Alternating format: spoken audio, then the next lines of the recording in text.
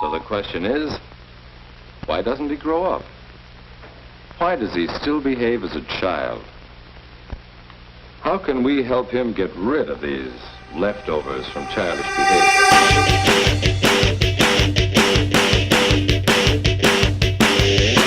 That's the second most pointless thing you've ever said, God.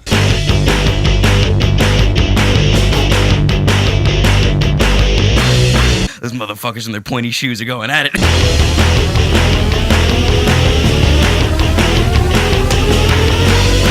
He kicked me in the face.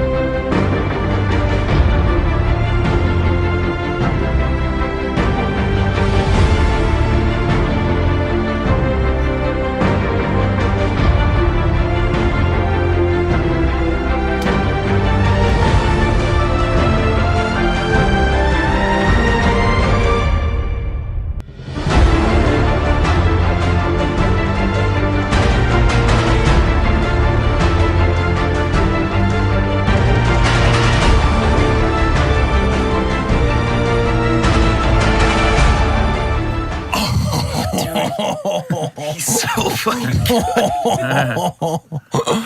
That's what humans can do now. That's absurd. But here's the thing that got me, right? So yesterday I had a pretty good day lifting, right? Worked up, did all my stuff.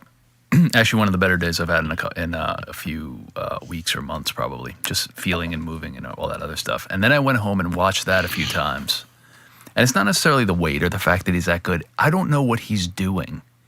Like how he lifts. If you look at his pull, it is not what anybody else does. And I can't quite figure it out. What's so different about it? Well, I think if you look at it off the floor, he's actually like how everybody else does like some form of a deadlift, if you will, like a clean style deadlift off the floor. He actually looks like he's squatting. He gets his butt down low enough that he's kind of upright. Is that what you mean? I mean, his knees go forward first, which nobody else does. During the initial first pull. Yeah. And his shoulders go back, and then they go over the bar, and then they come back again. And I've never seen anyone else do that. Do you think that's just the way he's built? He's able to do something that nobody else is able to do. Well, clearly he's the best in the world, so he's figured something out that works for him. He's just got this awesome genetic setup. Yeah, I don't know if it allows him to do a secret technique. Maybe, or I don't even know if he realizes he's doing it. It's just maybe that's just the way it's developed over that amount of time. It's unreal. Do the other athletes on the Kazakhstan team do that at all? No, I think it's just him. I mean, I'm not that much of a student of that team or whatever, but it's just crazy looking to me. Like it actually looks like from the floor to his knees, it looks to me like he could have the bar across the back of his shoulders and be squatting it up. Mm-hmm. It's crazy. It is crazy. No one else is like that. He actually clean and jerks almost precisely twice as much as I do. Yeah. 2 times. Yeah. It's crazy. I mean, did you see how much the bar was bending? Yeah. Well, what? Torque. It looks fake. Yeah, it's It looks 500 fake. pounds or It's whatever. crazy. Yeah. Over 500. Yeah, 530 something. Wow. Yeah, it's crazy. So yeah, that happened yesterday. Somebody at the gym was working up and felt really good about their 120 clean. Didn't even jerk it, just 120 clean. And I was like, all right, you're halfway there. You're halfway there, bro. So brutal. I know. So brutal. He's so good. And just the ability to make that big of a lift. I think it's a In that lot of moment. it is the patience that the best guys do in the clean is unbelievable. Like they just wait Yeah. until it's right Yeah. where you need it, and then they get their weight under it and just because pop it up. everything for in like your an inch. everything Pop it in an your inch up. body is telling you to like, please stop doing this. Like get to the next thing as quickly as possible. And those guys fight it. Weightlifting is the weirdest sport of all sports because even the people doing it hate it. Yeah. It's dark. Yeah. It's evil. Yeah. It's this really fucked up, weird, addictive sport where you're by yourself and you just are constantly beat up. It's so frustrating. Yeah. For one reward here and there, one good moment. And then you'll have like a bad day for no reason. Like it's a bad day. You were a perfectly sane, normal guy. And then like since you took up weightlifting, I don't know who you've become. Well, I watched this video madman. 400 times last night. That's what's happened to me. I have a wife and a child at home. Yeah. I'm watching this video 400 times. Watching it 400 times. Watching some Kazakhstani dude Yeah. lift. What was it? How did you get? I mean, you've tried a lot of different stuff. Did some, you kind of did some strongman, some powerlifting. When I first started training with you, before you did any Olympic weightlifting, you trained a whole completely different way, and now you are 100% all in weightlifting. So much so that you've almost given up all your old kind of methods and training style. Well, I think there's nothing wrong with those old methods. I think they're perfectly suited for those goals. But if you want to get good at these lifts, I think you just need to adjust your training. I don't think anybody would argue that. What was it about weightlifting that made you go all in, whereas you didn't really necessarily go all in with the other stuff? Well, I've probably been lifting. Listen, I started lifting weights when I was 17, but I've been doing it kind of on the regular now for, that's almost 15 years, like really regularly. And when I did it, 4, 5, 6 times a week. So after that many years of doing it that often, that religiously, with pretty much no breaks, I'm saying I didn't go on vacation or whatever, but for the more or less, I didn't take like 6 months off or a year off like some people do. I've been training consistently for that amount of time. You need to find different avenues that keep things intriguing. And I don't think there's anything more intriguing in the gym than those two lifts, just because they're so skill-based, as opposed to even something like a squat, which obviously has its technique, but you're either strong enough to squat or you're not, and one day it looks like the next, and you're kind of going to figure out how your body does it best, and you're going to do that, and you'll progress, and I think that's all fantastic. But the snatch and the clean and jerk are a little different in that it's almost like sports practice as opposed to just strength and conditioning. So that appealed to me. It just made it more intriguing and interesting. Plus, it kind of combined a few things that I'm not very good at, and that's always something I gravitate towards. So it's got obviously a big speed component, which is not my strong suit. It's got a big mobility, flexibility component, which is not my strong suit. So being able to kind of work on those in conjunction with something that still has a strength aspect. And quite frankly, it did a lot of good things for my physique and development athletically that I wasn't necessarily getting out of the other things in a way that suited me. It's like 1 or 2 reps. It's like a lot of effort in a short amount of time, as opposed to like the big metabolic conditioning things that are really popular right now. So, that appealed to me too. I think felt like it suited like my muscle fiber type and how I could best kind of express strength or power while still working on things that were really, really hard for me and really difficult to adapt to. I think there's a pride that comes with weightlifting that's pretty awesome too, that you can't really understand unless you do it, because you realize just how fucking hard it is and how hard it is to do. I mean, what Ilya does up there, that you have this sort of confidence about being able to do it. Makes you more proud of yourself. You carry yourself differently. You count yourself into this really small part of the population that can actually execute these lifts. And that's empowering. You want to hold on to that. For sure. Especially that's a big reason I like doing it. Yeah, especially with big weight. I mean, even 100 kilo snatch, which in the world of weightlifting is not that big a deal, but the fact that you're throwing a few 100 pounds, basically just snapping it over your head in one motion is kind of remarkable if you sit back and think about it. It really is. And, obviously there's guys doing that with 400 pounds, but... it's all relative. Yeah, but... I mean, I watch Robert. Robert 6 a.m. Yeah. He has had 2 hip replacements. He still does these lifts at whatever, 68 or however old he is. Late 70s. Late now. 70s? Yeah. He looks like he's about 100. Yeah. I'm just fucking with you, Robert, if you actually watch this.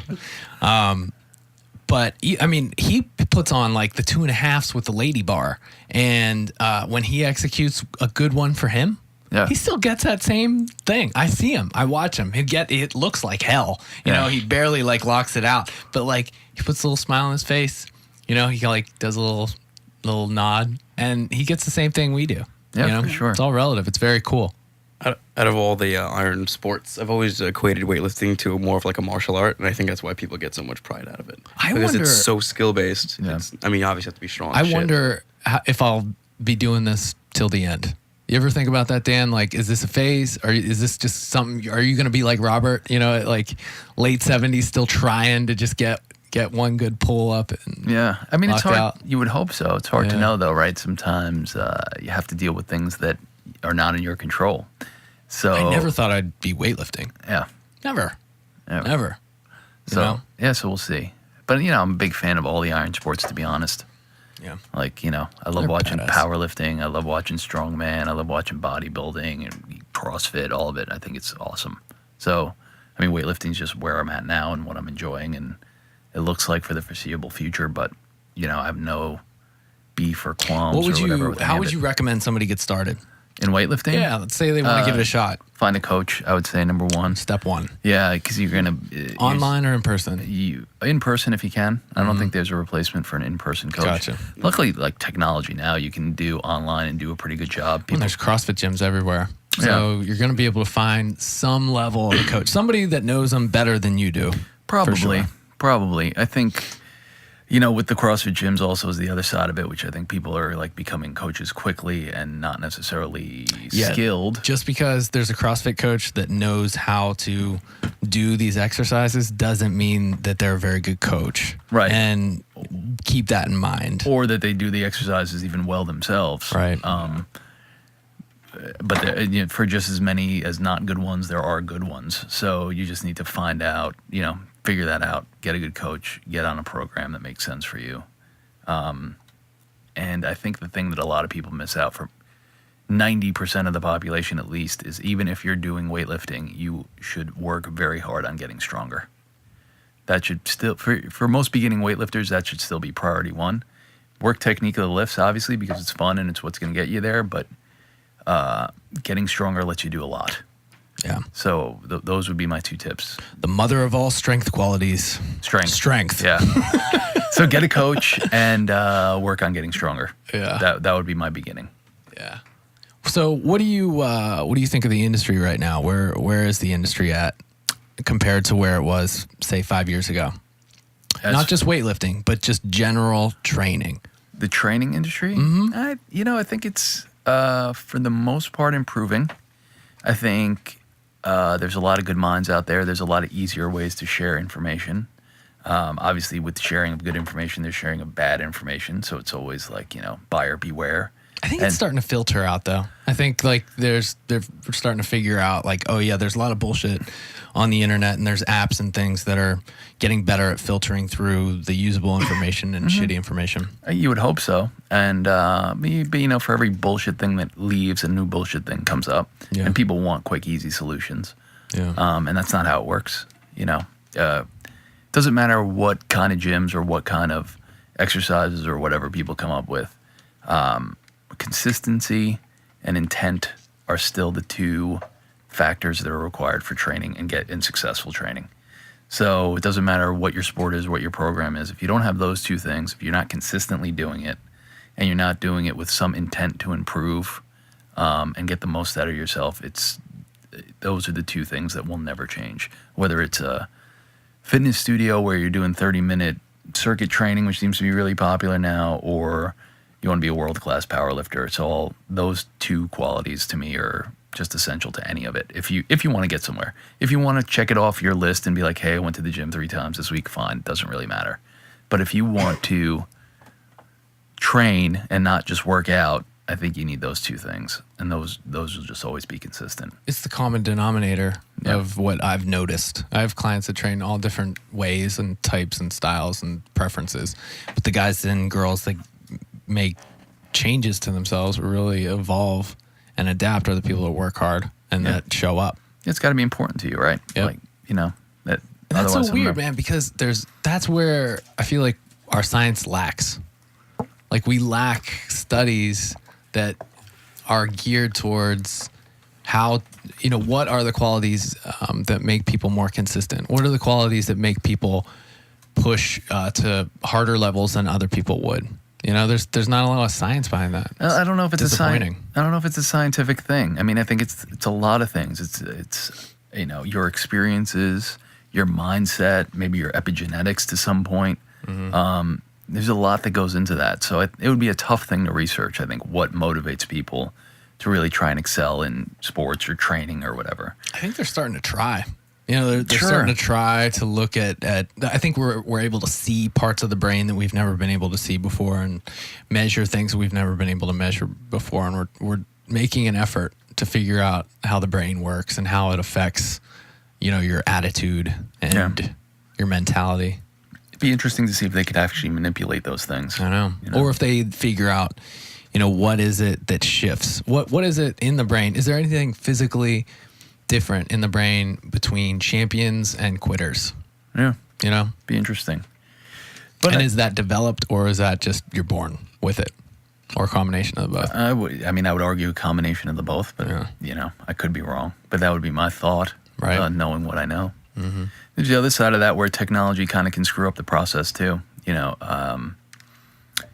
There's a lot of technology now that shows you a lot of your metrics while you're training, your recovery status, and in the wrong hands or in the wrong mindset, that can really, I think, hold you back. Dude, that stuff makes me really nervous. Yeah. I've come to figure out why, and I think it's because you create more excuses for yourself, potential excuses. Every time you identify or you say, my heart rate should be here, or my intensity level should be this, and you try to objectively put a number on it, you create excuses to not work harder. You just say, I have to work up to this point, always, and then you're done. And you're creating metrics all over the place that give you more potential excuses not to train or not to work very hard. And you're not really, your will is put on override. Yeah. Your will isn't involved anymore. It's this computer program that's telling you what your effort level should be. Right. And if you're LeBron James and someone who obviously is doing a huge amount of workload and has gotten to the point where they're hugely successful and maybe their training volume needs to be tapered in a certain way, well, maybe it's useful there.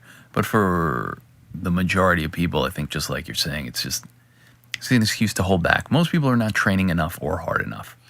So they don't need to be told that they don't need to train harder.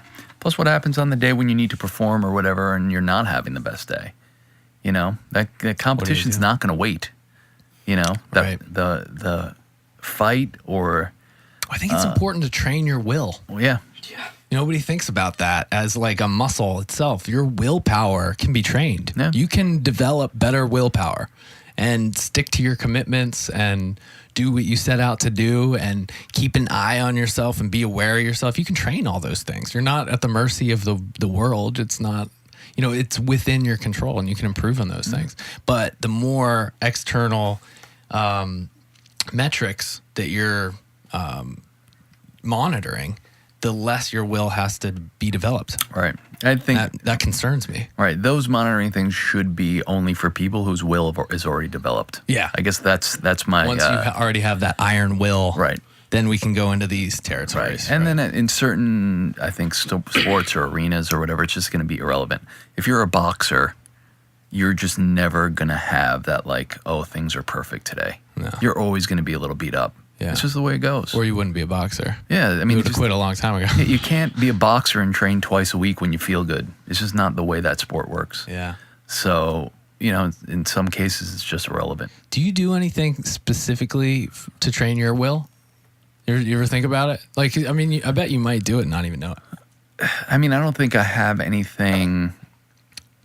I don't think I have any specific things I think like, oh, I'm just doing this to train my will right now. But, I get up and train every day. Yeah. That's And- it. I mean, that's Yeah. like anything else. Like, it's not even a thought process much. It's just what we do. Not quitting. Yeah. I often think meditation's training your willpower too, because you're really the first 15 minutes of it at least. You're sitting there and you're just like, this is stupid. This is stupid. Your brain is just like, stop it, move, go to the other room, stand up, stretch, do anything but what you're doing. And if you can manage to just focus your will, no matter what, just sit there, sit it out, wait it out. You get better at just committing to yourself. Yeah. It's what you set out to do. Yeah, well, be a guy that's mobility focused or mobility challenged rather, and try meditating for a while. It's brutal. Yeah. Oh, of course, it's brutal because everything Mobility hurts. challenge? Yeah, if you don't because you're sit just sitting well, there, yeah, and everything's gonna start just tightening up. hurting. Yeah, Oof. it's brutal. Yikes. Yeah. Alec, what's up, dude? Sorry, I've zoned out. Yeah, it's okay, man. How's weightlifting going for you? That's good. I mean, back to what you guys were saying before, it's really fucking hard. Yeah. What What are you struggling with? Probably more. I mean, physically or just no, just like Overall. Oh, Will. It's just one of Really? those sports. Yeah, because, I don't. It's like you said before. You know what I think? I don't think you're struggling with will at all. I think you're struggling with strength. Okay. Honestly, I think you have to get stronger. Well, you did just weightlifting. You don't have. You know what? You don't have that Dan and I do have a really long training age. Oh, yeah. Dan, true. you've got 15 years. Yeah, at least. I've got at least that. Yeah, You've got 2.5. 2.5. Yeah. And you're really, you've come a long way in 2.5 years, but it just takes time, right, Dan? Yeah. Like really develop strength. What makes you think that your will is lacking? Oh, no, I just get really frustrated. I don't know. I worked out with Kyle the other day. You also, I think watching you train, you've been watching too many John North videos. Yeah. You get too That's all I excited watch. and you lack concentration because there has to be a balance. There has to be that sort of basically how I learn. crazy, aggressive, balanced out with the Zen Buddhist focus. Yeah. And you're, What did you say to me the other day? Getting the Tao when I was getting you got to let go. Yeah. Half of it, you got at least half of the process has to be this letting go, right, Dan? Like, I mean, the best lifts I ever have go from right when I pull the bar off the ground, like right as it leaves the ground, and then the next thing I know, I'm sitting in the hole with the bar over my head. Yeah. And I'm like, how did that happen? It's almost like time disappeared in between. It's that flow, right? That classic flow that You're not thinking. every athlete at a high level will go through. You just execute. Yeah. Yeah. The Chinese talk about that flow quite a bit. All the lifts have to have flow. And if you watch their lifts, it's very, very smooth. Right? So that's a huge thing for them. Yeah, I think I just need to get stronger. I might just be at. I mean, Are I've you experienced. not getting under the bar? What's He's the got problem? great mobility. Yeah. No, I've Right been under the training. bar. I'm training. I just. He gets under the bar. No, I mean like when you do, like let's say you're getting to a heavy weight, are you not pulling under? Oh no! I mean, I think I'm pretty good at getting under. So you dive under all the bars. Yeah. Okay. Because everybody's either a puller or a diver, right? Well, I mean, I'm just Yeah. saying, like, Isn't that what Leo taught us? some people just don't like to, like, if they lack will or nerve, they'll just clark a lot. Yeah. Like you see that. I'm good getting under, especially with the clean snatch. I'm all right, but it's the jerk that I'm really bad getting Yeah. under the bar. I think that just might be, yeah. But yeah, it's That's just practice. The jerk's a weird one because so fucking for hard. me, I struggled with the jerk for so long. I was terrible, and then all of a sudden it just clicked, and now it might be my best part of any of the lifts. Yeah. That one's more of a dance than anything else. To feel like the jerk, it's the way you describe it anyway. It's like you're not is. pushing it You're at not. all. Did you see that video? Yeah. The bar didn't move. He was so fast. It was slow motion. If you didn't watch the Hooker video, those who are listening, it's slow motion and he's so fucking fast. What's crazy is like when he does the jerk, the bar right in the middle doesn't move at all. The only thing that moves are the weights around it, and they spring up. Yeah. And then that holds it in space. The physics. The center of the bar doesn't move at all. Yeah. It's crazy. Well, you can really dissect it, but if you watch the Ilya videos, he stands up from the clean, exactly 3 oscillations of the bar, and then jerks it every time. Exactly 3. Exactly That's his 3. thing? That's his rhythm. Should start doing that. Maybe. Yeah. 1, if you could 2, figure it 3, out. Bam. We also probably need to use more weight to actually feel that oscillation like he is. Never been able. Maybe right around 200 kilos. Never been able to feel an oscillation ever. I think we probably need like another 50 kilos on the bar before that becomes a I factor. think I need like another 100. No, I think probably about 170. So that was a world record. I don't even think we ever mentioned it. Yeah, Just got world into record. holy shit. Not only world record, it won him the competition. Yeah. He snatched he clean and jerk 233. He missed 239, and then he needed 242 to win because the two guys before him also broke the world record. So somebody hit 240. It was do or die for him. And he needed 242, and he smoked it to win. That's what a champion right there. Yeah, he can't be What a beat. champion does. He hasn't been beaten in international competition in 10 years. 10 years. Really? Yeah. And he's 26? Yep. So He won the his last first. time he lost, he was 16? Yeah, he won his first world championship at What? 17. What an asshole. Yeah. God, fuck that It's guy. when you're good, you're good. That's true, man. Have you seen I was on, again, just talking about before, his wife's Instagram. Have you seen photos of him 36 weeks ago in specific? Yeah, that guy's on sauce. Dude, Yeah. just 36 Yeah, weeks well, ago, which he leads- looked about as big as that teddy bear Yeah. on that piano. over That there. guy's on It was steroids. fucking retarded. I'm not even gonna say allegedly. No, he is. Yeah. He's on That's steroids. Just facts. Yeah, Facts. that guy's taking shit, which Yeah. is something I want to ask you about too, because I've been obsessing myself lately over brain trauma and its effect on your hormone balance. Yeah. And I'm convinced I have traumatic brain injuries Football. from football. It's possible. There's two. I had 4 concussions, 2 that put me completely out. That'll do it. I have memories of that feeling of getting hit. Mm-hmm. Like it's one of the most profound memories of everything I can remember my entire life. And I think what we're finding out is that traumatic brain injury causes depression, alcoholism, and like a bunch of bad shit. Yeah. But what we didn't know is we're starting to connect that the reason people are getting depressed, the reason they're becoming alcoholics, is their hormone balance is all fucked up. Yeah. So, for sure. and that's a direct effect from their brain getting fucked up. Mm-hmm. And on top of that, it can take up to 17 years from the brain injury to the onset of these issues that arise from it. So now I'm convinced that I'm just a mess and I need to go get a blood panel. Well, you should get a blood panel if you're Right. concerned. I mean, I think that takes the guesswork out of it, right? You could actually see what your hormone status is, which is nice. How much does that cost? And can people do that? Do you just have to go to your doctor? Yeah, you have to go to your doctor What would you and say? request it. Say, hey, like, listen, You know, I'm a hypochondriac and I'm worried about my hormone balance. the healthcare system is so crazy and fucked right now that I couldn't tell you that there's one simple way of doing it. That you might be able to go to your doctor and he might be totally on board. You might have a doctor that says that that's irrelevant and he's not going to order it. So one, you might have to go to the right doctor. I think for sure you have to go to the right doctor. Wow. You have to go to a right doctor who that's their mindset, or like an endocrinologist, get referred out to an endocrinologist or something like that.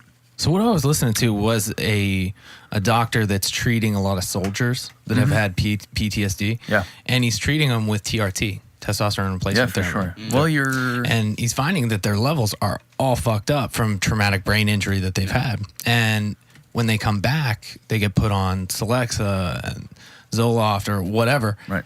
This shit's not doing anything to them structurally. It's not fixing the structural issue. Right. And by adding the testosterone back in, it's really helping these guys get back to a normal life. Yeah. But people don't want to prescribe testosterone or take testosterone because they think it's like cheating. They associate it with, Barry Bonds, Lance Armstrong, nut shrinkage. Yeah. And this might be an issue just like diabetes, to where like people aren't making insulin, you give them insulin. And if you're not making testosterone, you give them testosterone. There's a big cultural barrier right now. I have a brother who fights for a living, and he needs to be put on testosterone because he took one too many concussions to the head, and his body just stopped producing as much testosterone as it used to. So he got the blood panel. Oh yeah, he was thing. pretty much all fucked. Like there was a point where he was driving and like he blacked out and just lost consciousness, just forgot where he was. Just he took one too many shots to the dome, and he's on T now. And I mean now he's a fucking freak, but he's way better, just way better. Which is so testosterone's awesome. Well, it's also a weird thing that for some reason if you're taking something that makes you better, like that's wrong. That's bad. you should age. Pick up by your bootstraps. You should age like a normal human. Well, I think You shouldn't have the testosterone levels that are optimal as you age. It's a thought. I'm not condoning that. I'm just saying like the general populace is still sort of embracing this idea that you're supposed to have lower levels, right? You're supposed to age gracefully and just accept that your body's not going to work as well. Well, I think people don't. So, steroids is just a generic term for synthetic hormones, right? Right. I think something about steroids, I mean, they've gotten demonized along the way. So there's something specific about anything that's categorized as a steroid, particularly an anabolic steroid, that people seem to have this huge problem with. And maybe it comes from sports culture, maybe it comes from government regulations, the fact that illegal use of steroids or the use of steroids without a prescription is illegal in this country. I mean, there could be a few things, but I think overall, if you take the steroids out of the equation, I think just the opposite. I think this fighting the aging process and making ourselves better either through natural means or artificial means is a huge business in this country that's quite celebrated. Like nobody gives, like, it's not, if you take testosterone because your levels are low or because you want to be better in the gym or because you want to avoid the aging process, that's frowned upon. You get a boob job, that seems to be fine. Yeah. Yeah. It's That's so weird. So there's something about steroids in particular that is just, there's that gut reaction for most people to be like, hey, this is bad or should not be taken at any cost. It's just thought is so dangerous. Like, has anybody ever died from testosterone? I mean, people have died while they're on testosterone, but I mean, fuck, like, I don't think it kills anybody. Well, there's thought process, and not one that I agree with necessarily, but there's thought process that anabolics lead to change in personality, particularly aggression, and that has led to deaths, murder, suicides, but if you take things too like much, that. like aspirin, like that'll kill you. Yeah, but so does alcohol. Like whether your thought process changes or not, like Not flat that you're- out, not that just you're gonna saying that. die. I'm not like arguing, No, but like it's kind of absurd that's. But that's the argument Yeah, I think that's people crazy, are making. man. So, And I don't even know if that's really justified. I don't know if there's really a whole lot of foundation in that. Well, I mean, for sure, your hormones affect your attitude, and for sure. I mean, but to just say that they make you more aggressive, I think it's kind of a blanket. I would go beyond that. Your hormones affect your attitude. I would say your attitude is pretty much solely based on your hormones. Wow. Like anything that happens ends up with some sort of hormonal response that then leads to a reaction. Artificial hormones or not, that's just how your body kind of works. So the way you feel things is hormonally related, almost always. And it's crazy that if we know that why wouldn't we try to optimize that? Why wouldn't we as a species? Oh, well, I think you have to look back at our culture. I think it's cultural. That's why Ilya can take steroids and it's not a problem. Mm-hmm. And if you take it, it's a problem. Because in his country, of course you take them. That's what you do. And how you win. You bring us home a gold medal. Yeah. And because everybody else is doing it. And here we have different, just different cultural value system. I'm moving. It's also pretty ridiculous. To back Moving to to Kazakhstan. Yeah. You wanna? Don't do that. Now, No. if you're just a dude in Kazakhstan, I don't know how well that would be looked upon. Right. But if you're an Olympic athlete, it's probably okay. Yeah. We're such pricks in America. We have such double standards. Yeah. I mean, how about the Cosby thing? Oh god. Yeah. Talk about double standards. Yeah. Here's a guy who was all about doing clean work. Criticized Eddie Murphy for his dirty comedy, and he's out there just raping. Yeah. Just raping for the last like 35 years. Seems pretty clear, right? Holy shit. I mean, not convicted, but a lot of people are coming out of the woodwork right now. Yeah, man. And How? Here's the crazy thing. I think all this started because he did it to himself. Was it him though? Or whatever, his think- camp. there's there's some thought out there that somebody actually knew exactly what they were doing, like somebody in in his PR and then knew what was going on. Well, that's the opposite. Kind of wanted to get him. well, that they kind of wanted to sabotage him. That they knew the internet would just go fucking wild on this guy. Yeah. And they just unleashed the hounds. They didn't like him, for some reason. Maybe he took a pass at her, and she was like, "Fuck this guy. Watch this." Did you guys see what was savvy? That'd be awesome. That would be I would savvy as love shit. it if that was the story. Yeah. And then the question would be like, did this person do anything illegal, right, or anything wrong by doing that? Did you see what was put up on his website the other day? Dude, So there's been so many. The Cosby website made a meme generator. Oh yeah, of that's himself. That's what we're talking about. Yeah, I mean, he Dan- kind of did it to himself. Yeah, Dan's Okay, on. yeah. So what happened, Dan? So I guess Cosby's PR put out like a bunch of old photos of him, like just like screen caps of him in different poses, and was like basically like, hey, let's make some funny memes with Cosby. Like, let's do that. Let's become an internet sensation. The internet took hold. And then 90% of them were memes about him raping people, which is not what you want to have happen if you're the public relations Not on your department. website, at least. Yeah. Man. So, and that became obviously news, and now all these people are coming forward being like, Cosby. And it seems to be kind of the same story. Like, hey, he invited me over to give me like career advice or talk to me about a role. We had wine, and he gave me a pill, and then I woke up naked and Whoa, Yeah. dude. So it's legit. That's premeditated. listen, that's date rape, Yeah, that's the news story. So roofie I wasn't- style, Yeah, I wasn't there. rapey. True. Yeah, God, that's so creepy. It's hard to defend that one. yeah. We were talking about before whether or not rapists realize they're raping, and that kind of seems like you know exactly what you're doing. Oh, if you're Yeah. giving somebody a Yeah, pill, if you give some wine and it's some wrong. pills. I was thinking about it. Like, if you're a big time celebrity like Bill Cosby, and nobody's ever, everybody's always intimidated by you, and nobody ever corrects you, and you're always right, and you happen to be just thinking in your head that you're just, you're a manly man that's forceful. Like when he's hooking up with chicks and aggressive, and that's cool, and that's what they want. That a guy like this could be raping and not even know what he's doing, not even know consciously he's raping.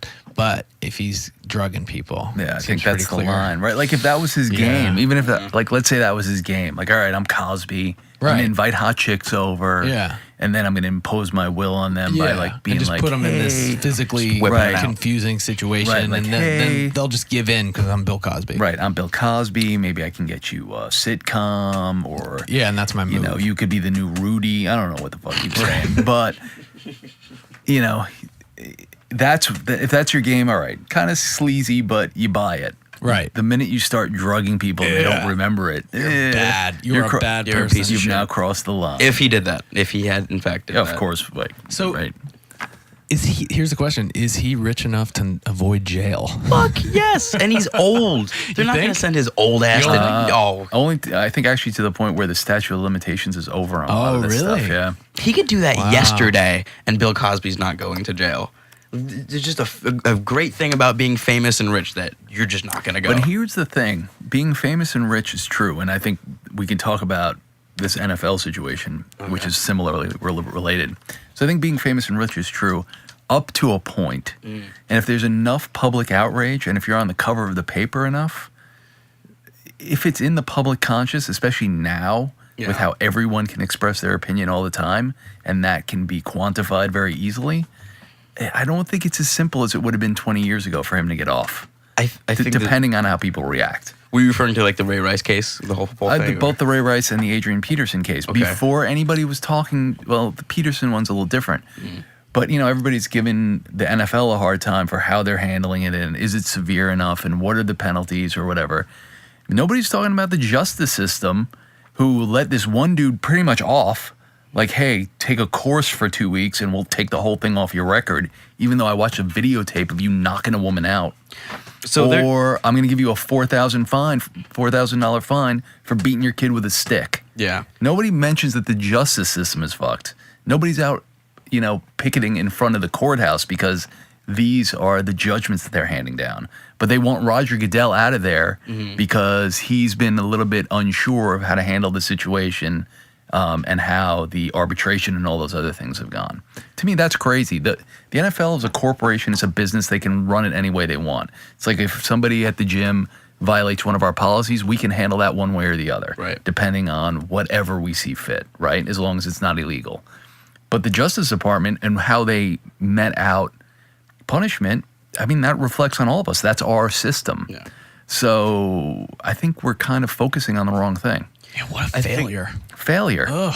How do you beat a kid with a stick? You're a multimillionaire and you get a $4,000 fine. And the DA is just like nothing. Who Yeah. cares? Not he'll get his through the NFL. Yeah. It's almost like And if you don't know, for whatever reason, was his name Adrian Peterson? Yeah. Hit his kid with a stick, basically. He just basically took a stick. Was he 4 or 5, the kid? 4 years old. 4 years old, and hit him with it for whatever reason. Yeah, visible wounds. in the head. Yeah. Because that's how you Head. discipline. a kid, Yeah. I guess. You know, if you're spanking your kid and you're not, really doing any bad physical damage, I mean, I'm going to leave you alone on that. I think like there's some room for. Yeah. I got spanked. Yeah, I think we all got I never got. spanked. Yeah. Right. I never got my skin broke, but like I don't have anything again. I don't think it fucked me up. Well, I think different people. But if you have people head have wounds- different styles of parenting, and I Yeah. think that's okay. Obviously, you can debate that, but that's probably none of your business. Right. But if you're injuring a child, then it becomes Right. a problem for the legal system. What do you feel? How do you feel about the whole Ray Rice thing? And that, like, because that could be kind of debated because he was technically assaulted first, right? He was hit by his wife or fiance at the time. Oh, Fiancé. she came at him. Yeah, she came at him like she went after this guy. Yeah. She went after She him. hit him before they entered the elevator, and they went after him. So like a lot of people are like, well, he defended himself. I mean, you are a super athlete, and you probably shouldn't left hook Take devil's advocacy. a lady. And it's we'll say this is an extreme athlete of violence whose his entire life has been violent and reactive, and he doesn't consciously think about his reaction. He wasn't responsible for that hit because he's just been conditioned for so long. Total reactionary. He had let's say he had a mother who was super stressed during his while he was in the womb, and his genetics and his hormone balance are just built to live in stress. Prone to cortisol. Right. He's just prone to that reaction. Never had a chance. As soon as she swung at him, he had no control. Okay. What do you think, Dan? Alec, as a martial artist, right? Are you whatever? I give that happens- left hook an A+. It was incredible. Whatever happened to that was the question. the other side of it? Whereas if you are trained in that way, then you have the extra responsibility of not using it in that way. But that's the thing. He's Right. not a martial artist. He's a football player. All right, so It's here's the same thing. here's- I mean, he's obviously a very strong, very explosive guy. Here's an analogy on the spectrum. There's a guy who had terrible seizures. He had part of his brain removed to stop the seizures. But after they removed part of his brain, the guy couldn't stop looking at child pornography. He had never shown any symptoms of doing that before. Never had any. It was no issue. The surgery itself changed his brain and turned him into a pedophile. Is that his fault? Yeah. Well, so yeah, like, is our justice system fucked? Where we're trying to put blame on people. We're still trying to blame. It's your fault. You did it. Well, see, You're wrong. You're bad. You're separate from me. Or should the justice system sort of switch to this idea of the chances that you'll do it again? Like, let go of the blame idea and just say, this is a dangerous person. We need to, and the odds of them doing this again are very high. So we need to put them away. Or this seems to be an isolated event and they don't pose much risk. Well, I think anyone else. the justice system's role is to not punish the criminals. Even though that's what they do, that's part of their process. But really, the role is to protect society. So I think they have to do whatever they think best protects society. Yeah, but I think Whether they get that right or not, I don't. I don't think that's that, a different thing. I don't think that is what they're doing though. Probably Protecting not. society. Probably not. Yeah. Well, I mean, it's a well-oiled machine. yeah. But I'll give you. It just runs a certain way and it has a lot of momentum, and this is how it's Yeah. done. But as far as like he was assaulted first or attacked, I'll give you the Lorena Bobbitt thing. You remember Lorena Bobbitt? She's the one who cut off her husband's dick and threw it out the window of the car. Okay. Yeah. So she claims she did that because he abused her for years. So he abused her for years. Eventually, she got fed up. He was asleep. She cut his dick off, threw it out the car window. They found it on the side of the road and they reattached it. That's pretty much the story. How about this? Then he was in a porno. Then he became a porn star, and now he just ballsy. You see, last week he broke his neck in a bad car accident. Oh, really? Yeah. Karma's a bitch, dude. It's rough. But back to the original issue, right? So who do you put on trial? Him or her? And the correct answer is both. Yeah. Right? Oh, because they're both dangerous fucks. So in this case, if she assaulted him, that's fine. And if you want to prosecute that, that's fine. That doesn't mean that you can knock her out cold in the middle of an elevator. You should not duff anybody like that. Yeah. And It's like that dude on the subway, the 8-ball jacket. oh yeah, That dude got hit with a shoe, so he slapped He that did? girl. That was how it went down. and he beat up her boyfriend. But Yeah. What happened? Then he went. You ever didn't saw see video? this? It's super. Pull it up, dude. Pull it up. It's amazing. This is the slap heard around the world. So okay, Kyle. so for Kyle, you don't know about this. There was a situation on the subway where these girls were just shouting and yelling and being a general nuisance, and one of these ladies assaulted a man who was just standing there. Yeah, that's the one. And he hit her with such force that Ilya would be impressed. Man, this slaps smack was the heard. and soul Yeah. out of a girl on the U.S. or the New best York title. subway. Yeah, that's Slaps pretty the good. soul out It of her. looked like he did that for a living. Here, just watch the whole thing because the whole thing's worth watching and listening It to. is. Seriously? Let's, Yeah, yes, yeah. let's We'll analyze just- 2 we'll minutes. We'll edit it in. It's 2 minutes. Like, fuck is you talking about? Like, nigga. What do you mean? Like, fuck is you talking about? Stay over there. Yeah. Stop looking back at me. She's not speaking for you. You got a bum-ass 8-ball jacket that came out in 1990. Bro. She's talking mad shit.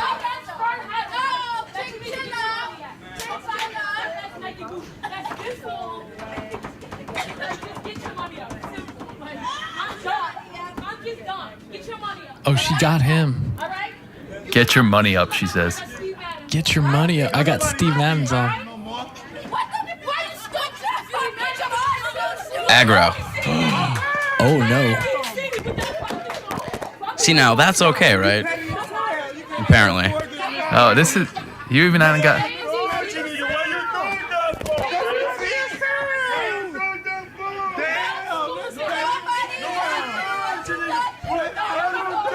Look, When you get mad, You sound stupid. fucking dirty bitch. You sound- Damn. You know me? Oh. Holy shit! Maya wave. And then he duffs up her boyfriend. Wow. The slap heard round the world. He's two-piecing that guy. Oh, he is. yeah. Now just everybody's fighting. All right.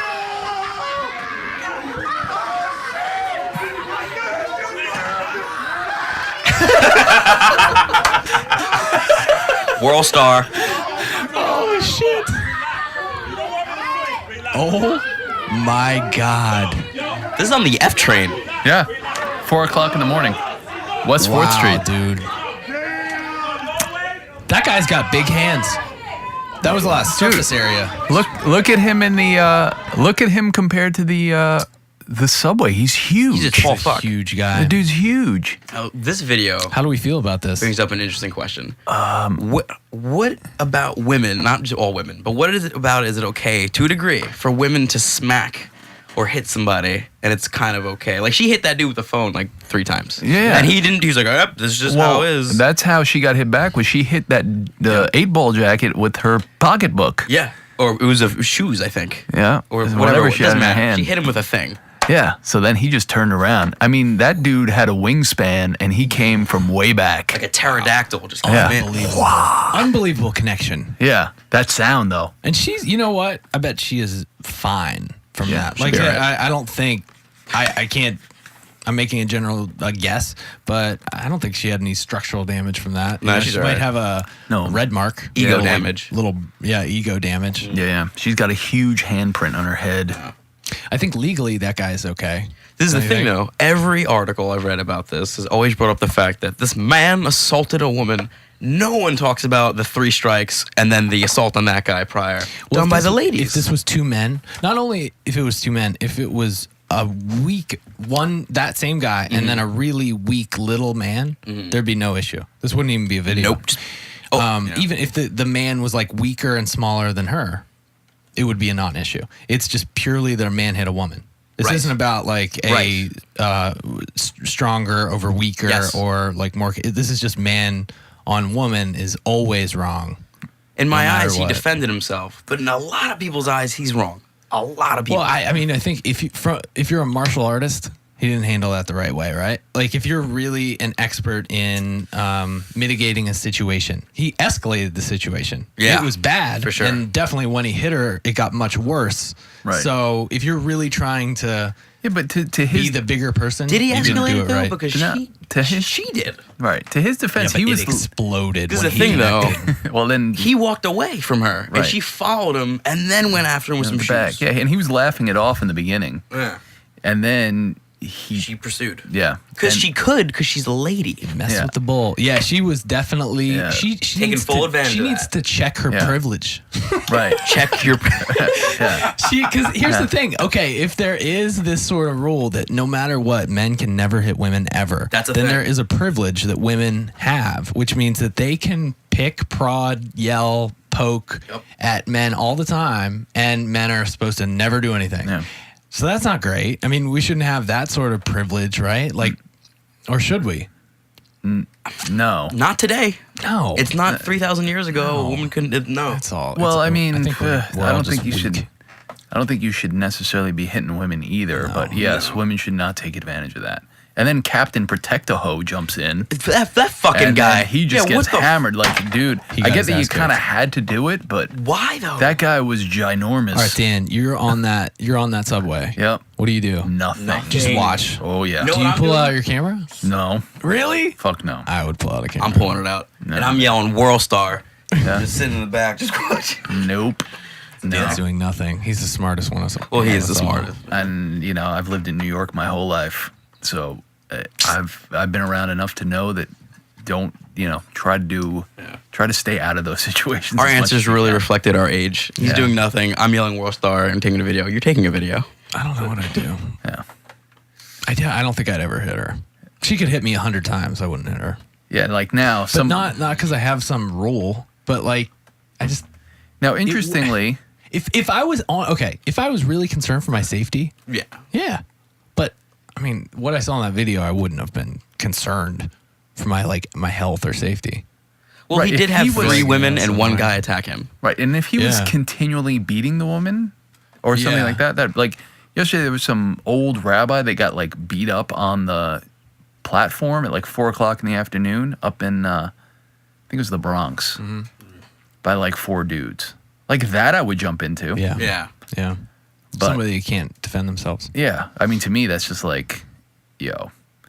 It's basically attempted murder. Yeah, but this is just like I mean, You're if he all was idiots. if he would have just jumped on her and was started pounding her, that's You a gotta different do something, story. right? Yeah, of course. Yeah. Like, how can you live with yourself if you don't? Yeah. Even though it's not going to end well, I can tell you that right now. Yeah, you're getting pieced up. Yep.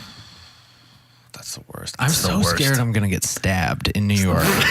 I can't tell you. Really? Dude. Like nowhere else in the world am I like the thought of being stabbed crosses my mind like twice a day. Like that I'm just gonna be walking somewhere and somebody's just gonna stab me. Yeah, it could Or happen. that I'm gonna look at somebody the wrong way and they're gonna pull out a knife and stab me. I'm not afraid of guns. I'm not afraid of getting punched. I'm afraid of knives and getting stabbed. That to me is the worst. Yeah. Well, I told you that thing that happened to me at Bear Burger, right?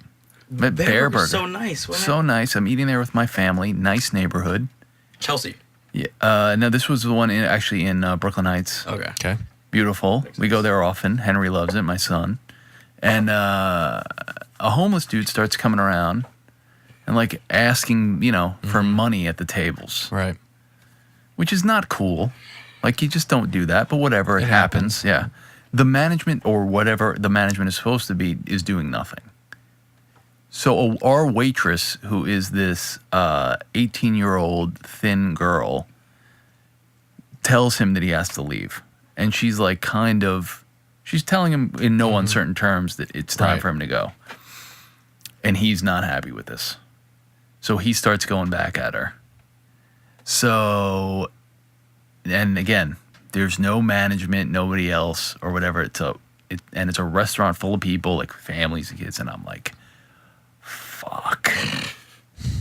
So I get up and I figure like, all right, I'm a big dude. I'm a guy. I'm just going to tell this guy he has to go and it's going to, that'll be it. Right. So I'm like, all right. So I get up and I pretty much tell the dude, I was like, listen, man, this isn't the place. It's time for you to go.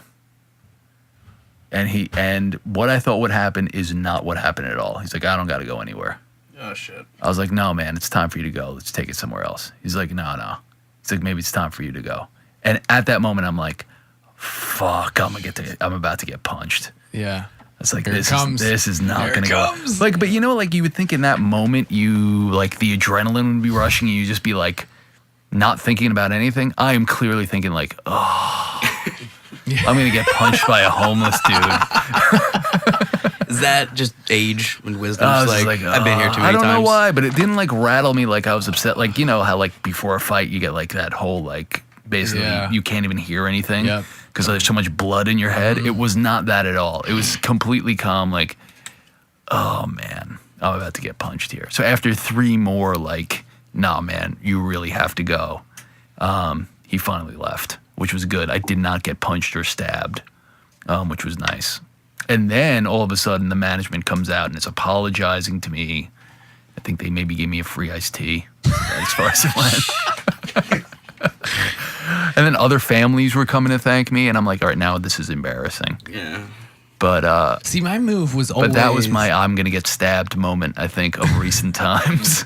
Everywhere else I've ever lived, I've always been the aggressor. Like if I was in that situation, I wouldn't just ask politely. I would make myself out to be like a crazy person and just start screaming and running and just going at it all in. Here, I am absolutely like, no, man, it's cool. Like, like everyone, Really? Totally, because I'm so scared that everybody has a knife. Everywhere else, lot of people have a knife everywhere here. else, I wasn't afraid of knives or guns. For some reason in New York City, and especially small guys, those are the guys I'm most afraid of. Because those are guys that they're strapped with something. They're protecting themselves. Dude, small guys are the worst. Yeah, they've got mace. They've got Scrappy. some sort of weapon. Oh, it's not even scrappy. They're just angry and out to prove that they're not small. And they've had an entire lifetime that. of taking shit from people. Fuckload of that. Dude, the worst is to be the biggest guy in a restaurant or a bar. Because then always the smallest guy's like, oh, I want a piece of that guy. Yeah. And a small, undisciplined man is a huge nuisance. Yeah. That's not Come on, man. The smaller, the crazier. Usually. Facts. Craziest dudes I know are like 5 feet tall. Yeah. Yeah, no, my most recent altercation here was I was walking his dogs. I was walking Kyle's dogs, and I straight stiff-armed a drunk man who would refuse to not try to pet the dogs. He kept on trying to pet them. Oh, I'll fuck somebody up if they try to touch my dogs. Dude, it's your dogs, and I was like, listen, if I let this guy touch these dogs, Mel's gonna fuck me up. So Well, that's I'm what- gonna ruin him. That's where it stems back is the wife. Yeah. If I didn't like put my life on the line to protect those dogs, then she would take mine. So Yeah. Yeah, my dog could pretty much not defend himself ever at all. What do you have? He's a mix. He's like a poodle terrier mix. He's like 19 pounds or something. Not like quite that. what I expected. Yeah. right, it's like the opposite. Not quite what I expected. No, right? Like I'd we got a expect Dan small to have, dog. We like, have a a pit bull. I thought you had a wolf in your backyard, for real. But okay. It was at one point where I was walking the dog, and this truck driver sticks his head out the window, and he goes, "Hey, it's the first time where I've seen the owner has to protect the dog." Oh, I was like, "Oh, you're funny, not, dude. Yeah, it's like you're not making Thanks. me feel good right now, man." Thanks. Truck driver. You should have been like, you're a truck driver. I got sometimes I think there's anything wrong with being a truck driver. Just leave me alone. Dick. Yeah, and my dog. I had to put a little sweater on my dog this morning. That's how cold it was outside. I had to do that last night too. Yeah, It was terrible. That's never my idea. My wife's always like, "Hey, put a sweater on the dog." Everybody It's looks cold. at the dog. I mean, and He's the, small. the sweater, the girl dog has this like puffy like hood. Oh, no. It's like the Eskimo hood. Really? So it looks ridiculous, and everybody that sees the dogs, they're like laughing, Yeah. and I just have to put my head down, Yeah. and be like, Well, it's like a dog with a Sorry. North Face jacket on. That's funny. That's humorous. Hilarious. yeah, I mean it's on that level. Yeah. My dogs eat human food. Like last night, my dogs and I had the exact same dinner. Like That's a true story. Like purposely, Facts. you guys only feed them human food. Yep. How's that working? Actually, pretty well. Because before this, she was actually buying canned food that was more expensive than our food. Like if per ounce, we were spending more on dog food than we were on our food. Well, that's fine as long as the dog can handle it. Like I know some dogs are on Yeah. like raw meat diets because they can't do the packaged food, and they do great on the raw meat. Well, they definitely do better Yeah. on it's. Mel won't listen to this, but whenever I feed them, I just feed them raw meat. Yeah, Whenever she feeds them, she cooks it. right. But I've noticed they like it a lot more when it's raw. Yeah, They Well, have that's way more energy. They run around the room. They're all like, when I give them raw beef, like raw hamburger, they're just sprinting around the room. They Yeah. turn into little wolves. for a People minute. forget that is a wolf, man. They love Once it. upon a Yeah. time, that was fucking people They up. love it's a it, dude. domesticated wolf. Yeah, they go crazy. Dude, I have that breakfast. I feel fantastic. It's not raw meat, but Meat and nut. What do you right? eat? I eat buffalo, avocado, and macadamia nuts for breakfast. Every day? Yes, 6 days a week. How, with the ounces? What's It's like an 8-ounce buffalo. It's probably like half an avocado. And there's some science behind this too, right? The science is awesome. drop some bombs? So let's hear it. What's the idea? Well, I think the science is again, it just drives the proper hormones for your circadian rhythms at that time. So most people eat a very carb-heavy breakfast, which makes them instantly sleepy. If you have more of a protein-fat breakfast, it gives you more long-lasting, sustained energy. And then have the carbohydrates closer to like dinner time, say, and that serotonin release will actually help you sleep a little deeper. That's the thought process. So most people are like, hey, no carbs in the evening or no carbs after 4 p.m. I would go the opposite. I would go start your day off with big, Fatty, meat, protein. fatty. Get your saturated fats up. Get your saturated fat game up, Kyle. And saturated fats are in egg whites. Or not egg whites, egg yolks. Egg yolks, yeah. Egg Avocado. yolks. Avocado. No, it's not Nuts? saturated fat. Not much, not? but no, more nuts, things like that. So yeah. egg yolk, nuts. What about animal meats? Definitely like beef, things like that. Yeah, Like fatty animal heavier, meats. heavier cuts of meat. I mean, the bison is like 80-20. Yeah, so there's a lot of fat in there. Yeah, Good fat. yeah. I've been doing bacon at Whole Foods Oh, well, that's a good every deal. day. Man, it is awesome. So Because you're- one, super cheap. Right, you're the one who's eating all the bacon. from All Whole the bacon. Foods. Yep. They only bring out one tray. Him and I Dino. take about half the tray. Why do they only bring out one tray? That's That's kind of people like Kyle, my uncle. Dude, I think they're on to me because like every time I ask for more bacon, they look at me and they're like, You're the guy. it's discontinued. Like Really? they give me like crazy answers, like answers that would make me never come back. But then it's always back. We've discontinued Yeah. the. They once Bacon told me for they the day. discontinued the bacon program at Whole Foods. Really? Yeah. And did you subsequently go back and it was Yeah, there? and it was there. So I started thinking they're on to me and they're just trying to get me to go away. Because Well, I go and I take about half a tray of bacon, which after it's cooked is very light. So you're talking about 3 packages of bacon that you can get for like $3 after it's cooked because it's by the pound. Right. They probably. It's heavy, like before you cook it, but like all that water just Yeah, the fat drips off. it of drips and out of everything. it. Nice. Yeah, that's a good. I mean, what have we cheap. learned here? I had Bacon by spinach the to pound, it. good. Fruit by the pound, bad. Yeah. Fruit by the pound, do that. bad. You gotta Bad just deal. get pieces of fruit. Bad deal. Fruit's heavy. How many meals a day are you eating, Dan? I mean, I guess define meals. Food. What's your Food, intake? only 4 times a day, probably. Breakfast 1, breakfast 2. I drink about a gallon of water with some BCAAs while I'm training. Then I'll have like a post-training meal and then dinner. All right. What do you do? Do you get hungry at night? No, because I eat late. I fucking love snacks at night. Yeah. Yeah, It's I don't have- probably it's dude, the I don't have- toughest thing for me to deal with. I don't have right now. time. Don't have time. I just don't have time Too for busy it. with the kid or what? Yeah. Like by the time I eat dinner, I'm in bed within an hour from dinner. I get home, there's nothing to do. Watching a documentary, Yeah. sitting there. Just gotta eat something. You know what I've been getting it's into chocolate though a little bit What's post that? dinner? My kid is into like these banana chips they sell at Trader Joe's. Yeah? Get a handful of those bad boys. Not so bad, So good. I don't know if I'm not saying it's good for you. but like you're into it. You up I'm on that just way nature into box? I've never done Nature Box. I love Nature So Box. fucking good. The problem Yeah, with Nature Box is, though, they send you a month worth of snacks that Lasts a I eat, day. I eat in 2 days. Yeah, that would be my problem. It's on It's 2 probably days. like 12,000 calories that I'll eat at once. It's so good. I can't Dude, stop. I had to stop getting the trail mix from Whole Foods. Oh, yeah, that was your thing. I'd stopped because I'd go through like a bag in 2 days. No one should eat that much dried pineapple in 2 days. Yeah, that's true. Dried fruits. The best. So good. So good. Yeah, dried pineapple is probably terrible for you, but it's delicious. Can't imagine. what God it's doing damn, to you. that stuff is good. It's just like a sugar bomb. Alec, what the fuck, man? Sorry, Come on. man. That's amateur right there. This is a professional hour right now. It's been a while. I'm sorry. What else was I going to ask you about hormones? So do you do anything just for your, like, this is what I want to ask you. Your testosterone levels are highest in the morning, right? Yeah. So does that have anything typically. to do with eating the saturated fats in the morning as well? Because I was thinking there might be some sort of synergistic effect of like while your testosterone's the highest and then giving yourself the saturated fats that you need to produce more testosterone. I think there is a synergistic effect, but I also don't think it's as simple as do A because of B. I mean, your whole hormonal and endocrine system works with itself. It's like a complicated cascade of things.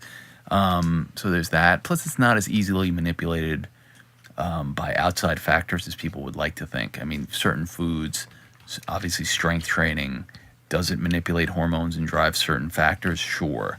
But you're not going to get like some kind of crazy unnatural spike in hormones either by your activities. I mean, a lot of it is just longer term lifestyle. Brain injury. Well, I think traumatic event. Surgeries, things like that can change you quite a bit. I But wonder how much it's affected by your will. You know, like what we were talking about earlier, like your mindset. I wonder if you can actually affect that. I wonder if it has anything to do Testosterone with levels? it. Well, I mean, you would imagine that there's like a slippery slope, a snowball effect of, you know, your hormone levels dropping or your activity slowing down, which causes your hormone levels to drop, and then causes you to eat shittier food that you aren't able to produce the same amount of hormones, and you kind of get depressed. So then you do even less activity.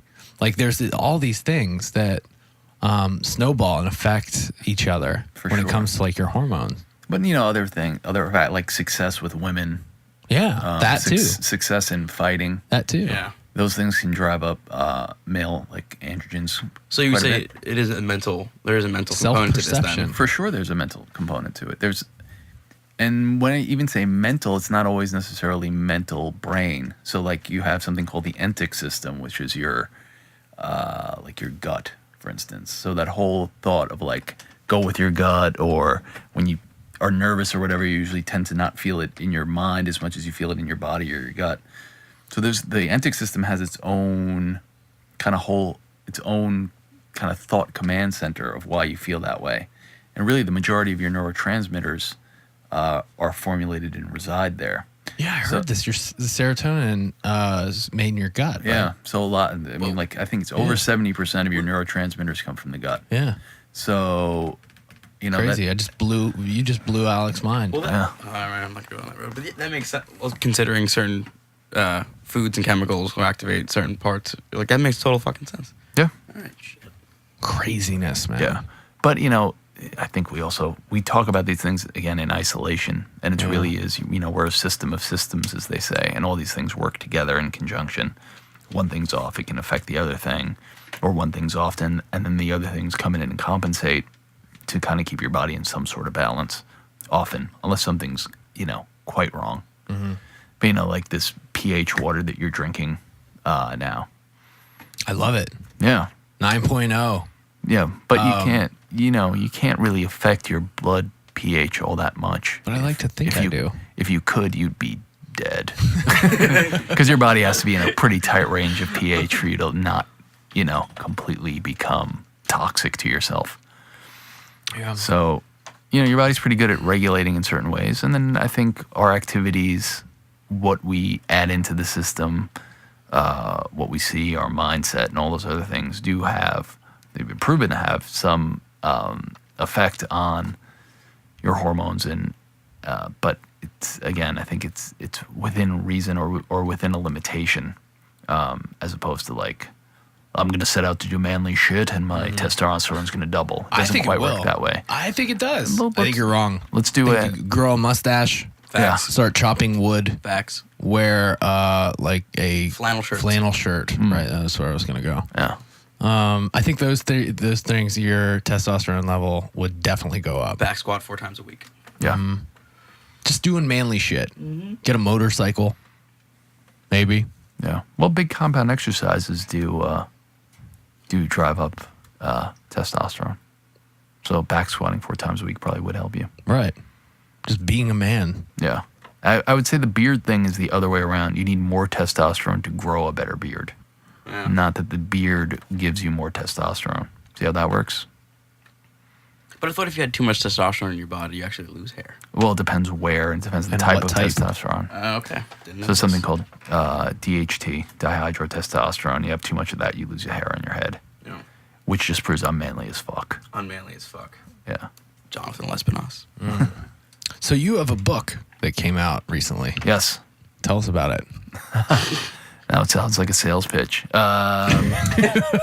Kind of is. The book is Dan and I see each other every single day. This is the first time I've ever really asked him about about his the book. Yeah. He doesn't even know. Kyle's Yeah. in the book. And He is. He's Yeah, mentioned he in the even book. he acknowledged me. Could you sign my copy? I can. Thanks. It would actually be the first one. For everybody who's like, oh, when I get your book, will you sign it? No one's actually asked me to sign it. And surprisingly, Barnes & Noble's not hired me to come and do a book signing. You at should their just place. go into Barnes and Noble Just- and just set sit up. by my Just- book. Just start set up. signing it. That would be Yeah. awesome. You walk Like a row stool by row. Dude, how in. great would that You walk- be? No, if I just set up a stool next to my books, like I just took the 2 copies they have and put it on the table, and just been And like, you're sitting there with a marker. yeah, a marker and like a handwritten sign that says Dan Trink book signing, Yeah. 11 to Like, 3. Just kick over. I think everybody would do. Their security I bet- would come and kick me I out. don't think they would. I think they'd They'd let actually you be do like, it. all right, Yeah, it is his book. Yeah, it's proven. Why not? Can't argue that. Just kick I'm sure over I'm every sure- Rob Wolf book. Yeah, I'm sure someone in the PR department set this up. So, I don't know why it's not on my schedule. But so the book is called High Intensity 300. You can look up that or my last name. Powerful name. Yeah, I wanted to call it Every Damn Day. That's awesome. And they weren't cool with it because the man, damn in the name. Yeah, they're a conservative company. It's published by Human Kinetics, who actually has a great reputation of doing a lot of training style books, particularly specialty training books. This one's a little more general population. It could be for, I say anyone. It's got. I would say if you're a rank beginner, it might not be the best place to start. But if you have anywhere from 6 months to 60 years training experience, you can get something out of it. It's high frequency training. So the 300 stands for 300 workouts that are in there. Meant to pretty much be done over the course of a year. So you're training quite often, which is something that I believe in. They're short duration workouts. Everything is 30 minutes or less, including dynamic warm-up and a little bit of a cool down. So they're quite efficient, but high intensity, so high output. And in the book, I define intensity in 3 ways, which is intensity of effort, meaning how much work you're doing, intensity of load, which is percentage of rep max, which is kind of the more clinical way. And then I bullshitted my way into something called intensity of muscle contraction. So how much time under tension, how much actual muscular force and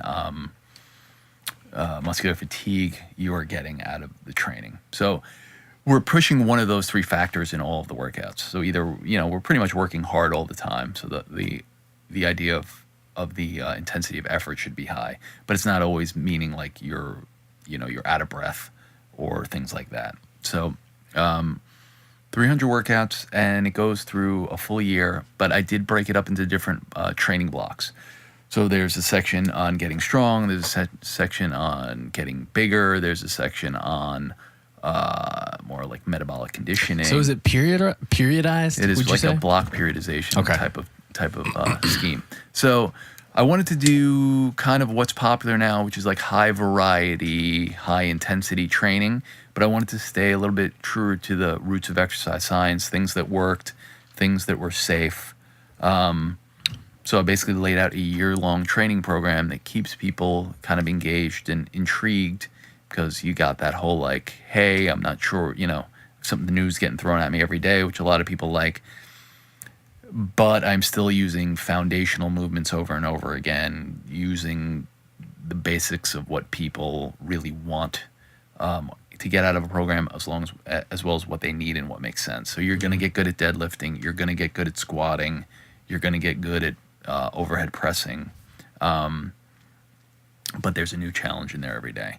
And the workouts have a lot of different types of formats that, again, maybe you haven't seen before that you can not only be interested in, but, can inform your training moving forward. Sets for time, increasing weight set to set until failure, things like that. So there's always some sort of new challenge or some sort of new way of looking at the workouts. So if you're a trainer or if you're somebody who just works out and you have your own program, but you want maybe to figure out some different challenges or some finishers or things like that. So you can get there's a lot of different ways to use the book and get kind of a lot out of it. I think that's a good idea for people to get started in that intermediate zone where you know how to do stuff, but you kind of still want some guidance, somebody to tell you what to do. Yeah. You're not designing your own programs yet, but you know how to execute a program. Yeah. It gives you some variety throughout the year. Yeah. Seems like a good thing for a certain type of a client. It takes the guesswork out of it. Yeah. And I mean, like tonnage workouts, like people don't think about that. It's like, hey, front squat today, you're going to front squat a total of 10,000 pounds by the time you're done, right? Do it in as few reps as possible. Right. So there's a strategy then involved, do I do 200 Makes reps it this kinda many fun. times? Do I try to go for 250 in the beginning and then go down? So you can kind of play around with a workout like that and try and get 10,000 total pounds lifted in as few reps as possible. Right. Come back to that workout next time and be like, hey, I did it in 42 reps last time in 26 minutes. Can I get those numbers down? So I think it gives you a little something different to shoot for, but it's not always about just like heart rate up, heart rate up, heart rate up. Like that's obviously a strength training workout that still gives you that challenge aspect. Mm-hmm. And then there's one chapter called the 40 toughest workouts, which are basically just like all these different workout Are they the challenges. 40 toughest? They're the 40 toughest in the book. Oof. Yeah. Shit, I'm gonna have to try that. Yeah. So when you're either, it's at the end, so either you've gone through everything else and you kind of have a base level of strength and conditioning that you can put these to the test, or if you want to pepper them in through your workouts, maybe you want to just jump through that because you think you're a badass. Whatever. I am not trying to tell people what to do. Here's some ideas. Here's how it occurs to me. Here's kind of how I've laid it out. You know yourself better than I know you. Go do it the way you want to do it, which I think is kind of a... That's awesome, man. Yeah, man. I'm not trying to be anybody's, savior or guru. Dude, Just trying to help everybody you. else does. I'm just trying to help you along the Everybody way. else in this industry wants to be the guy. No, I don't want to be the guy. one with the answers. Come to me. The reason I you're know a best. mess is because you haven't met me Yeah, yet. I am not. I don't have all the answers. I just have experiences, and I've seen a lot, and I know kind of what has worked for some people, and this is what I've seen, and here's how it makes sense to me. Yeah. That's pretty much it. Yeah. Well, I wish more trainers embraced that philosophy. Just more, just people in general. Just embrace Yeah, that. that's true. More people, just in every aspect of life. Yeah. So Need that's more it. people You can- thinking. So for my, the final plug, you can pick it up on Amazon. You can just search High Intensity 300. You can search my name. Human Kinetics has it on their website as well. Is it available in audiobook? I don't know how that would work. Illustration. It is available in electronic book, however. It's just 16 hours of Dan working out. Yeah. You just hear me Just the grunting. sounds. 16 Just hours hear me of grunting. Dan grunting Here we and go. picking up barbells Yeah. and putting them on the ground. And me going, fuck, that was heavy. Shit. Jesus Christ. Puking. Yeah. Yeah, that's the audiobook version. Yeah. There Which is I recommend. There's electronic and Kindle versions, however. So that's kind of cool. Okay, nice. Solid. Yeah. So you can get those. Nice. Yeah, a lot of people, so it's good. You can just grab it, take it to the gym with you, see what your workout for that day is. And all the workouts have funny names, and they all have intro paragraphs with like little tips and course. stuff. Or else it wouldn't be a book. That's right. And then what else? Oh, and there's if you want to make the workouts harder or dial them down, I give you the recipes for how to do that. Like, instead of doing body weight on the deadlift, do 75% of body weight on the deadlift, or things like that. So each workout has like a step it up and a easy does it type version. Awesome, man. Yeah. It only took 2.5 years. Pretty easy. Congratulations. Did At they least come? you finished it. Did they come to you to make that, or They you did. Just, They came to okay. me. They came to me. They wanted. They quite honestly, they wanted a CrossFit book, and I said, no, I don't know how to do that. But I said, there's a lot of things I like about CrossFit, and I can do it in a way that makes a little more sense to me, which was, basically keep them short, which CrossFit is no longer necessarily doing, but and keep that idea of like fun and intriguing and variety and all these other things that people really seem to like, and looking at workouts differently, which I think is kind of really beneficial, but keeping a little bit more of a periodization model instead of just randomness, and then using movements for a little bit more how they were intended. So, keep movements with high neural demand or high power output by keeping them a little bit lower rep, and, things, keeping the movements a little bit more for what they were designed for, as opposed to, this movement looks cool, let's do it 1,000 times. So that was basically my thing. Like, I can kind of deliver on that philosophy of like, hey, let's keep things engaging and fun and a lot of variety, and let's make them quick and hard. But my thought was like, well, let's at least keep them in certain blocks so people are working at certain strength qualities in certain periods of time, and let's keep people safe, and let's keep the movements to what they were intended for. So that was kind of the compromise. Do you think CrossFit's getting better? Yes. I think it is. Yes. I thought about this the other day. I was just looking at the wall, looking at the workouts. I'm like, oh, yeah, it all kind of makes sense. I think CrossFit as an exercise modality is getting better. I still don't think it's the optimal way to train, but I guess, I think it's like Wikipedia. yeah. It sucked at first. Self-editing. I think know. it's I think it is Yeah, self-editing. I think it's getting. It's in the process. I think it's improving. I mean, I don't have a huge amount of experience with it, to be honest, but I think it's improving. I think don't more know. and more people are getting involved that weren't Yeah. CrossFitters. I think more and more real good, like strongmen, powerlifters, Olympic weightlifters are getting involved in the communities, and they're all they're really teaching CrossFit how to use the movements. Yeah, I think for You sure. know what I mean? Well, listen, the CrossFit community does a lot really well. And the fact that their people are really invested in not only the gyms, but like learning the movements well, education, things like that. I don't think that's something we've seen out of general population clientele ever. Go ahead. You know what's great about CrossFit? It works, man. Like, it fucking works. If you eat paleo Yeah. and you do follow the regimen, you're gonna get in shape. I think You're gonna. Well, it works. I mean, there's a little bit of a caveat to it works. It works depending on who you are. If you're someone who wants to exercise 3 times a week, you have a hard time getting to the gym. You have a hard time pushing yourself with the intensity, but you move pretty well. You don't need a lot of guidance. I think it's fantastic, and you obviously you get involved with the right coaches in the right facility. I think then that's perfect. If you're somebody who's like, hey, I'm on the cusp of the NFL and I need to excel at the combine, then it's probably not the right thing for you. Yeah. Or you're somebody who's like, Stay hey, away. I want to be an on-stage bodybuilder, and it's probably not the right thing for you. Yeah.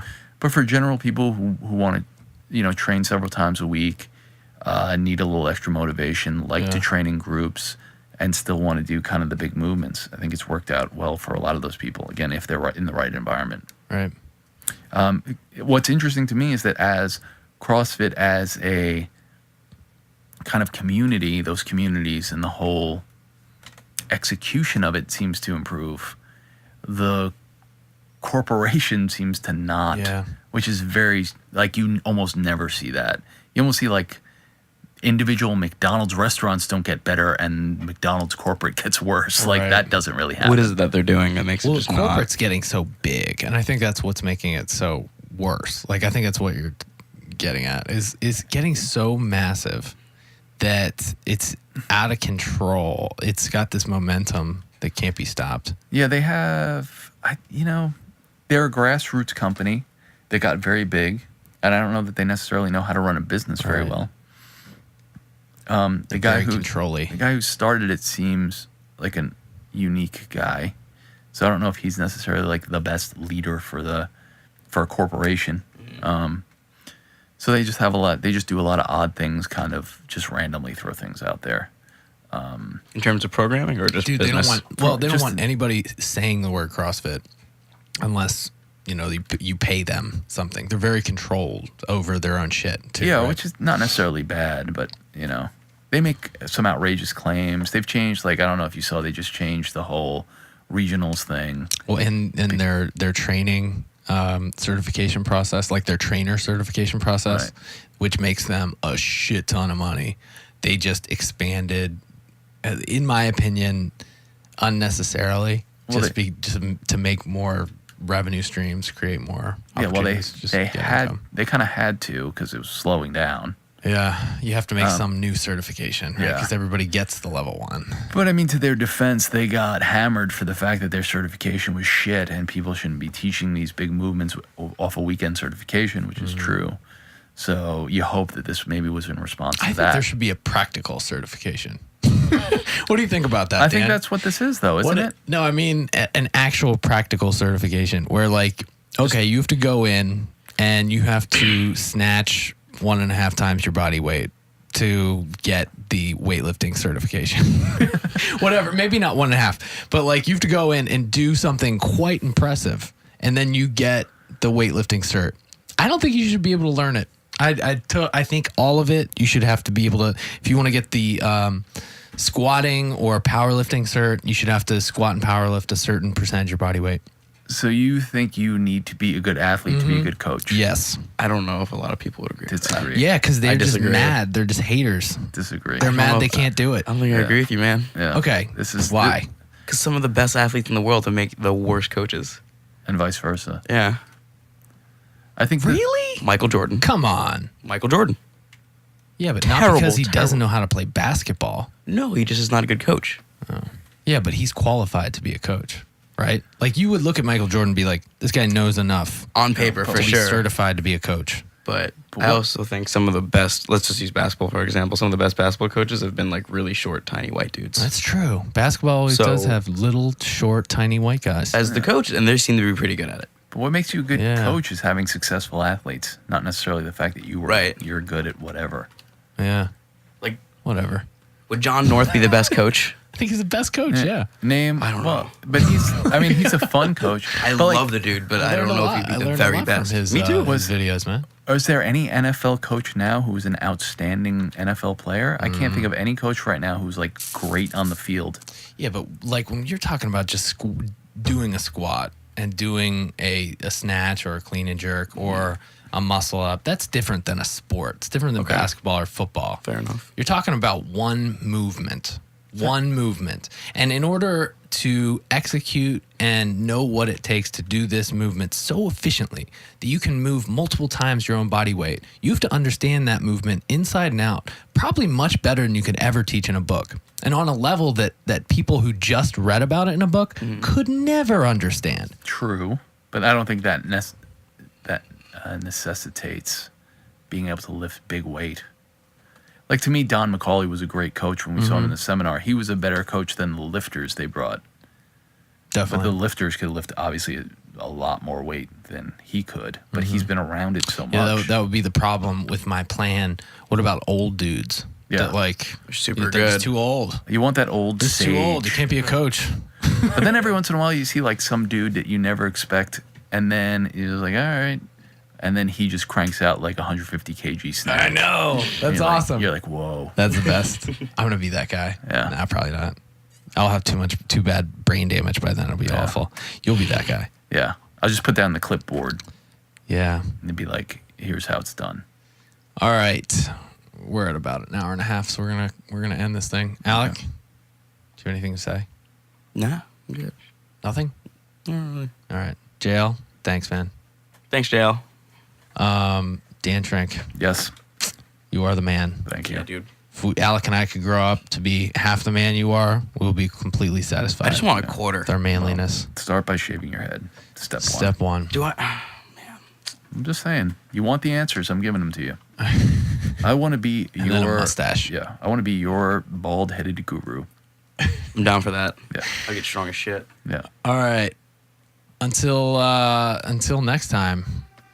Bye. Later.